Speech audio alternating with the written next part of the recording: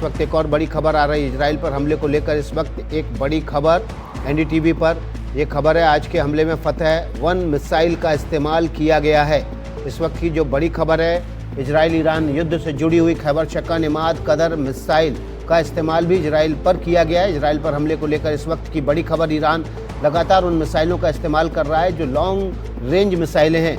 आज के हमले में फतह 1 मिसाइल का इस्तेमाल किया गया। इसके अलावा खैबर शक्कर इमाद और कदर मिसाइल का भी इस्तेमाल किया गया है। राजीव रंजन, हर वो मिसाइल जिससे निशाना बनाया जा सके इजराइल को, उसका इस्तेमाल लगातार ईरान की तरफ से किया जा रहा है।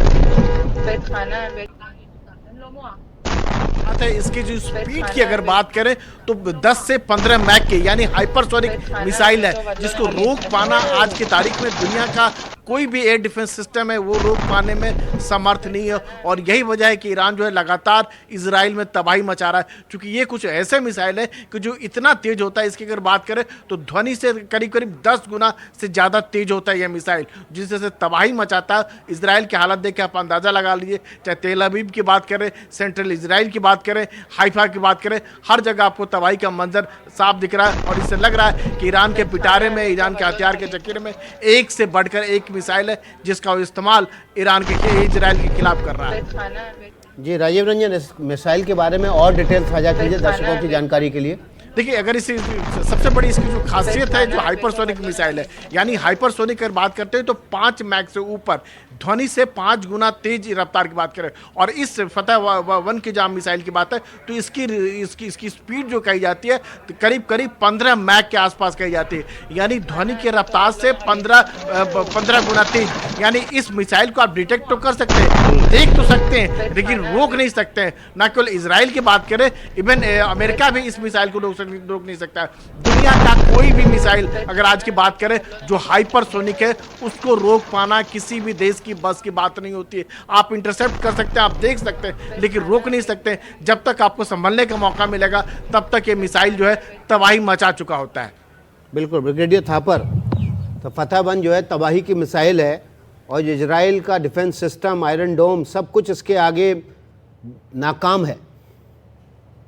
देखिए, मिसाइल जो बताया मेरे दोस्त ने, उसके अलावा 450 के करीब केजी एक्सप्लोजिव कैरी करता है, 500 तरीके, और करीब 1500 तक 1400 किलोमीटर की इसकी रेंज है। तो इजराइल में ऐसा कुछ नहीं है जो इसकी रेंज से बाहर हो सके। तो ईरान ने क्या किया कि उन्होंने देखा कि हमास और लेबनान ने जब लड़ाई की तो जो आयरन डोम की में खामियां क्या थी, उन्होंने उसको अच्छा एनालाइज किया और उन्होंने उसको, जैसे कहते हैं ना, डिल्यूज अपने सारे एरियल एयरबॉर्न को छोड़ दिया आपको बीच उसके में ऊपर। और एक और नई तस्वीर आ गई है तेहरान पर हमले की।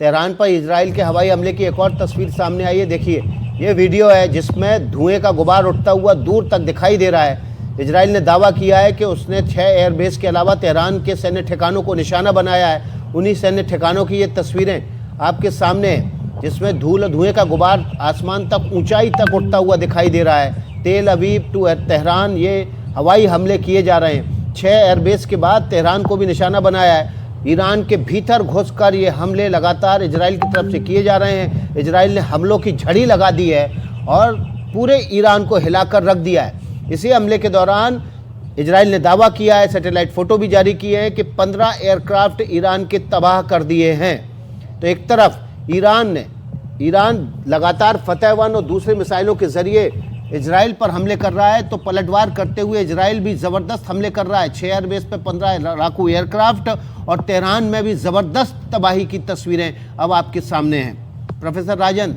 कोई भी पीछे हटने को तैयार नहीं है और ईरान तो उस रणनीति पे काम कर रहा है कि हथियार हमने बनाए किस दिन के लिए थे, सारे के सारे इस्तेमाल कर लेंगे।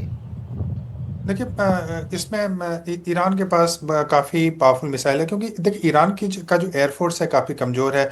उसके पास सैंक्शन थे तो टेक्नोलॉजी को डेवलप नहीं कर पाया। और जो दूसरे देश इंपोर्ट कर सकते थे वो भी इंपोर्ट नहीं कर पाए, क्योंकि वो सैंक्शन इत्यादि थे। तो उसके पास जो एयर कैपेसिटी है वो पुराना सोवियत टाइम्स का मिक्स जो कि रूस ने दिए थे, उस ढंग की एयर पावर कैपेसिटी। तो उनकी एयर पावर कैपेसिटी उस ढंग से नहीं है। तो उनकी जो पूरी निर्भरता है इस पे है कि उनके पास कितने सक्सेसफुल मिसाइल सिस्टम है और ड्रोन्स है। तो इन्हीं दोनों पे वो मुख्यतः ईरान निर्भर करता है। तो बैलिस्टिक मिसाइल की बात करूं तो एक सबसे बड़ी चिंता इसराइल की यह थी कि इसराइल एक महीने में 300 बैलिस्टिक मिसाइल की मैं बात कर रहा हूं, तो 300 बैलिस्टिक मिसाइल बनाने की क्षमता है। और नेतन्याहू का कल का भी स्पीच अगर देखेंगे तो उन्होंने इसमें बोला है कि न्यूक्लियर इंस्टॉलेशन के अलावा उनकी जो बैलिस्टिक मिसाइल कैपेसिटी है उसको खत्म करना। और जो अभी जो आक्रमण हुए हैं वो एयर पावर से ज्यादा उसका यह है कि अपनी एयर कैपेसिटी के माध्यम से जो भी उसके पास मिक्स इत्यादि हैं उसके माध्यम से कई जगहों से जाके वो मिसाइल को भी लॉन्च कर सकता था। तो इसीलिए उसको अभी नुकसान किया पहुंचाने की कोशिश हो रही है। लेकिन जैसा मैंने बताया कि लगभग 2000 बैलिस्टिक मिसाइल ऑलरेडी ईरान के पास हैं, जिसमें कि बताया जाता है कि लगभग 30% को वो। इस वक्त प्रोफेसर राजन एक और बड़ी खबर आई है, इस खबर को दर्शकों के सामने पहले रख देते हैं, आपको बीच में रोकेंगे। इजराइल के रक्षा मंत्री का बयान आया है, इजराइल के रक्षा मंत्री का बयान आया है, ये बयान आपके सामने रख देते हैं। तेहरान में सैन्य ठिकानों पर हमले जारी रखेंगे, ये रक्षा मंत्री ने कहा है। ईरान के हर हमले का जवाब देंगे, ये इजराइल के रक्षा मंत्री ने कहा है। इस वक्त की बड़ी खबर, इजराइल के रक्षा मंत्री का एक बयान आया है, हर हमले का जवाब देंगे और तेहरान के भीतर ईरान के हर हमले का जवाब देने के लिए हम हमले जारी रखेंगे। देखिए तस्वीरें भी आपके सामने हैं। एक मीटिंग के दौरान ये बात इजराइल के रक्षा मंत्री ने कही है। हमले के बीच इजराइल से एक और ये बड़ी खबर आ रही है। ये बड़ी खबर, इजरायली एयरफोर्स के हमले के दौरान इजराइल के रक्षा मंत्री बोले हैं कि ईरान के हर हमले का जवाब देंगे। ब्रिगेडियर थापर, हर हमले का जवाब दिया जाने की बात कही है, तो जो फतह 1 का इस्तेमाल किया है उसके जवाब में पलटवार करते हुए इजराइल ने भीतर घुसकर 6 एयरबेस और तेहरान के सैन्य ठिकाने निशाने पर ले लिए। देखिए, आप हिस्ट्री में जाएंगे तो इजराइल के ऊपर इतना डैमेज कभी नहीं हुआ। पिछले 3 साल में उसके आयरन डोम ने सब कुछ को रोक लिया। तो वही मैं पहले जैसे बता रहा था कि ईरान ने उसको अच्छी तरह स्टडी किया कि इसको तोड़ना कैसे है, इसकी काबिलियत को पछाड़ना कैसे है। तो उन्होंने ड्रोन्स और एरियल व्हीकल्स का इस्तेमाल करके उसको ओवरवेल्म किया, और जो बैलिस्टिक मिसाइल्स की वो आयरन डोम की काबिलियत के बीच में से निकल के उन्होंने स्ट्राइक किया है। तो इजराइल चाहे ताकतवर मुल्क है, ईरान से ज्यादा है, लेकिन हिला वो भी है क्योंकि इससे पहले उसके टेल अवीव और जगह पे बम नहीं गिर रहे हैं। तो वो जो आप पलटवार कह रहे हैं वो गुस्से में पलटवार कर रहा है ताकि इसको जल्दी से जल्दी खत्म किया जाए, जो ईरान की काबिलियत है। नहीं तो ईरान अगर 30 दिन और लड़ता रहा तो डालता रहा मिसाइल, तो इजराइल है कितना बड़ा, 5-6 अगर मिसाइल ऐसी टेल अवीव पे गिर जाएं और बड़े बड़े हाइफा और अदर शहरों पे गिर जाए तो वो बर्बाद हो जाएंगे। तो इसीलिए जरूरी है इजराइल की काबिलियत कि वो जल्दी से जल्दी ईरान की जो भी ऑफेंसिव कैपेबिलिटी है उसको बर्बाद करे। तो ऑफेंसिव कैपेबिलिटीज को बर्बाद करने, और इसी वजह से पहले एयरबेस को निशाना बनाया, अब सैन्य ठिकानों को तेहरान के भीतर निशाना बनाया। एक और बड़ी खबर आ रही है, तेहरान में इजराइल के रक्षा मंत्री के बयान के बाद एक और ये बड़ी खबर है। ईरान और इजराइल युद्ध से जुड़ी हुई लगातार बड़ी खबरें एनडीटीवी पर। तेहरान में इजराइल का एक और बड़ा हमला हुआ है। इस हमले में तेहरान के एयरबेसेस को निशाना बनाया है और तेहरान में कम्युनिकेशन का जो हेडक्वार्टर है उसको भी उड़ा दिया है। इस वक्त की बड़ी खबर, इजराइल ने तेहरान में कम्युनिकेशन के हेडक्वार्टर को उड़ा दिया है। ये बड़ी खबर ईरान इजराइल युद्ध से जुड़ी हुई। तेहरान में इजराइल ने एक और बड़ा हमला करते हुए तेहरान में स्थित कम्युनिकेशन के हेडक्वार्टर को तबाह कर दिया है। देखिए लगातार ये रक्षा मंत्री की तरफ से कहा जा रहा है कि ईरान के हर हमले का जवाब दिया जाएगा।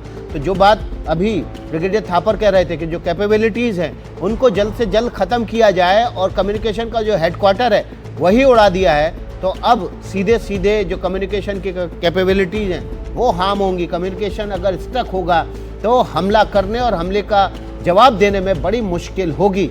इस वक्त की बड़ी खबर एनडीटीवी पर, ईरान और इजराइल के युद्ध से जुड़ी हुई तेहरान में कम्युनिकेशन का हेडक्वार्टर, इजराइल ने उड़ा दिया है। तेहरान के भीतर हमला किया। इससे पहले 6 एयर बेसिस पर हमला करके 15 एयरक्राफ्ट को नष्ट कर दिया था। प्रोफेसर राजन, लगातार भीतर घुसकर जो उसकी ताकत है उसको तोड़ना, उसके हवाई अड्डों को नाकाम करना, कम्युनिकेशन को ख़त्म कर देना, उस पूरी तरह से इस रणनीति पर इजराइल कि किसी भी सूरत में कमर उठाने लायक नहीं ईरान को छोड़ा जाए। जी बिल्कुल। इजराइल की जो नीति है अभी तो यही दिख रहा है कि उसकी ईरान की पूरी तरह से कमर तोड़ने की कोशिश है।